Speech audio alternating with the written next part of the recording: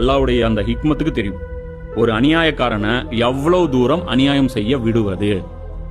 ஃபிரௌனை எப்ப தூக்கணும்? 400 வருஷம் விட்டான், புரியுதா? அது என்ன 400 வருஷம்? அது அல்லாஹ் தான் அறியும். அமெரிக்கா இவ்வளவு நேரம் ஆட்டம் போடுது. இப்போ ஜெர்மனி ஒரு காலத்துல ஆட்டம் போட்டு உட்காந்துருச்சு. பிரிட்டன் ஒரு காலத்துல ஆட்டம் போட்டு அடங்கிருச்சு. இன்னைக்கு இஸ்ரேல் ஆட்டம் போடுது. யார் யாரெல்லாம் ஆடுறவங்கலாம் எல்லாம் வந்து ஒரு லிமிட் வச்சிருப்போம். அந்த லிமிட் வந்துருச்சுன்னா திடீர்னு நல்லா பிடிப்பான். அதுதான் எல்லாம் சொல்றேன். ஃபசாத் செய்பவர்களை நான் நேசிப்பதில்லை. ஏதோ இவங்க செஞ்சுட்டு இருக்காங்க, நான் இவங்களை நேசிக்கிறேன், இவங்களை விட்டு வச்சிருக்கிறேன் அப்படின்னு நினச்சிக்காதீங்க. ஏன்னா இதுக்குன்னு ஒரு லிமிட் வச்சிருக்கேன். அது எனக்கு தான் தெரியும், என்னோட ஹிக்மத்துக்கு தெரியும். இந்த ஃபசாத் செய்பவங்களை ஏன் அல்லாஹ் விட்டு வச்சிருக்கான் அப்படின்னா இன்னொரு விஷயம் புரிஞ்சுக்கணும். இவங்க ஃபசாத் செய்யும் போது தான் நம்மள மாதிரி ஆட்கள் நன்மை சம்பாதிக்க முடியும், புரியுதா? இவங்க ஃபசாத் செய்வாங்க, அது கவுண்டரா நம்மளால செயல்பட முடியும். நம்ம சொல்றோம்ல இது ஃபசாது, இது தப்புன்ட்டு, புரியுதா? இப்ப நம்ம யார் சார்பா பேசுறோம்?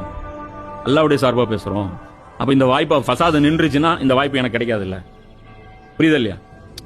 அவன் வந்து ஒரு பாம்பு போடுறான், அந்த இடத்துல ஒரு 300 பேர் பாதிக்கப்படுறாங்க. அந்த 300 பேரை வந்து உடனே பாரு, அங்க இருந்து ஒரு 10,000 பேர் 5,000 பேர் வந்து அந்த 300 பேரை தூக்கிட்டு ஹாஸ்பிட்டலுக்கு கூட்டு போறாங்க. அதுல ஒருத்தன் பிளட் கொடுக்குறான், அதுல ஒருத்தன் பணம் கொடுக்குறான், ஒருத்தன் இது பண்றான், அவனை எப்படிலாம் தியாகம் பண்றாங்க. இது நன்மை கிடைச்சிட்டு இருக்குல்ல அந்த மக்களுக்கு, புரியுதா? அந்த இழப்பை சந்திச்சாங்க இல்லையா அந்த அப்பாவி மக்கள், குழந்தைகள், அவங்களுக்கும் நன்மை கிடைச்சிட்டு இருக்குல்ல.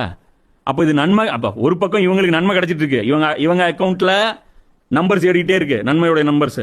இவங்க அக்கௌண்ட்ல தீமையுடைய நம்பர்ஸ் ஏறிட்டே இருக்கு. அப்போ இந்த நன்மை தீமைக்கான அந்த இழுபறி இருக்கு பாரு, இது எவ்வளவு ஃபோர்ஸா நடந்துட்டு இருக்குதோ அது வரைக்கும் எல்லாம் வெயிட் பண்ணி வேடிக்கை பார்ப்போம், பசாத வேடிக்கை பார்க்கலாம். ஒரு பக்கம் என்னுடைய அடியார்கள் நின்று கொஞ்சம் பேர், மொத்த பேர் இங்க பக்கம் இருக்கும்போது கொஞ்சம் பேர் நிக்கிறான் பாரு, அது அல்ல பாப்பான். என்ன கட்ஸ் உங்களுக்கு, என்ன தைரியம் உங்களுக்கு? நிக்கிறாங்க, உண்மையை பேசுறாங்க, உறக்க பேசுறாங்க, தப்பு தப்பு அப்படின்னு பேசுறாங்க, புரியுதா? அதனால என்ன போட்டும், என்ன வேலை போட்டும், இது போட்டும், அது போட்டும், எல்லாத்தையும் ஃபேஸ் பண்றாங்க.